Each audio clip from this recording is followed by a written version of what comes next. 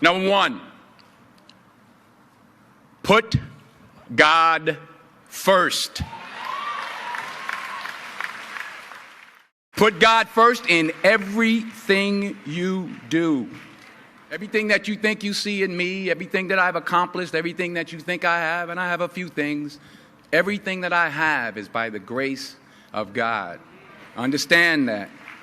It's a gift.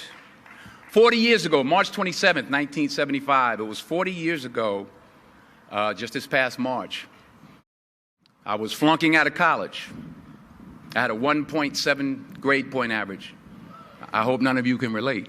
I had a 1.7 grade point average. I was sitting in my mother's beauty shop. They still call it beauty shops now? What they call it now? Yeah, I'll sit in the beauty parlor. I was sitting in my mother's beauty parlor, and I'm looking in the mirror, and I see behind me this woman under the dryer.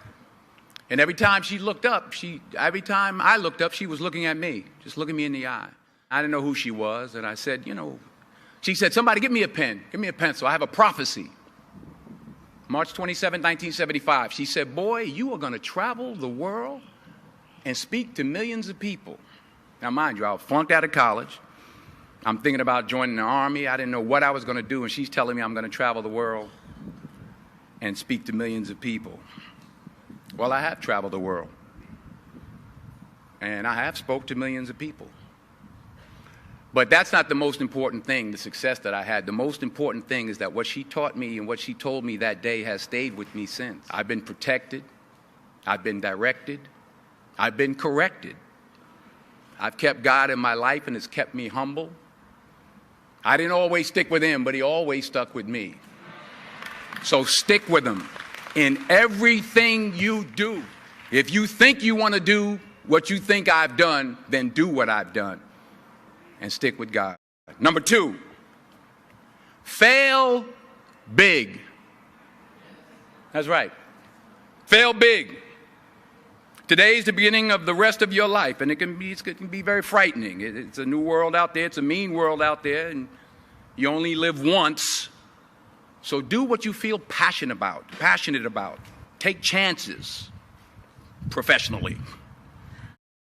Don't be afraid to fail. There's an old IQ test was dots, and you had to draw 5 lines with a pencil within these 9 dots without lifting the pencil. The only way to do it was to go outside the box. So don't be afraid to go outside the box. Don't be afraid to think outside the box. Don't be afraid to fail big, to dream big. But remember, dreams without goals are just dreams, and they ultimately fuel disappointment. So have dreams, but have goals. Life goals, yearly goals, monthly goals, daily goals. I try to give myself a goal every day. Sometimes it's just to not curse somebody out. Simple goals, but have goals. And understand that to achieve these goals, you must apply discipline and consistency. In order to achieve your goals, you must apply discipline, which you have already done, and consistency every day, not just on Tuesday and miss a few days. You have to work at it every day. You have to plan every day. You've heard the saying, we don't plan to fail, we fail to plan. Hard work works. Working really hard is what successful people do. And in this text, tweet, twerk world that you've grown up in, remember, just because you're doing a lot more doesn't mean you're getting a lot more done. Remember that. Just because you're doing a lot more doesn't mean you're getting a lot more done. Don't confuse movement with progress. My mother told me, she said, yeah, because you can run in place all the time and never get anywhere. So continue to strive, continue to have goals, continue to progress. Number 3, you'll never see a U-Haul behind a hearse.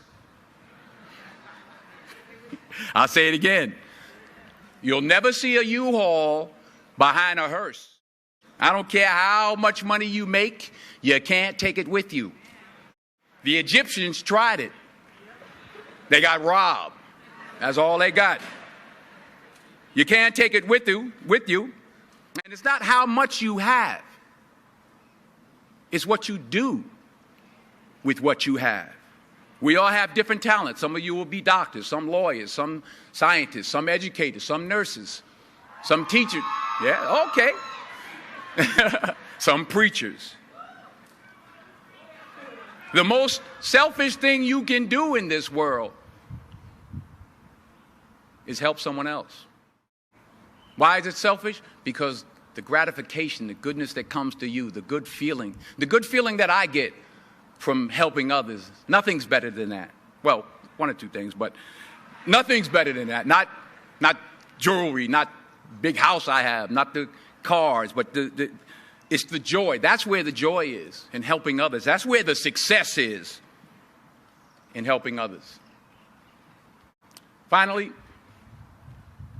I pray that you put your slippers way under the bed tonight, so that when you wake up in the morning, you have to get on your knees to reach them. And while you're down there, say thank you for grace. Thank you for mercy. Thank you for understanding. Thank you for wisdom. Thank you for parents. Thank you for love. Thank you for kindness. Thank you for humility. Thank you for peace. Thank you for prosperity. Say thank you in advance for what's already yours. It's how I live my life. That's why I am, one of the reasons why I am today. Say thank you in advance for what is already yours. True desire in the heart for anything good is God's proof to you, sent beforehand to indicate that it's yours already. I'll say it again. True desire in the heart, that itch that you have, whatever it is you want to do, that thing that you want to do to help others and to grow and to make money, that desire, that itch, that's God's proof to you, sent beforehand already to indicate that it's yours. And anything you want good, you can have. So claim it. Work hard to get it. When you get it, reach back. Pull someone else up. Each one, teach one. Don't just aspire to make a living. Aspire to make a difference. Thank you.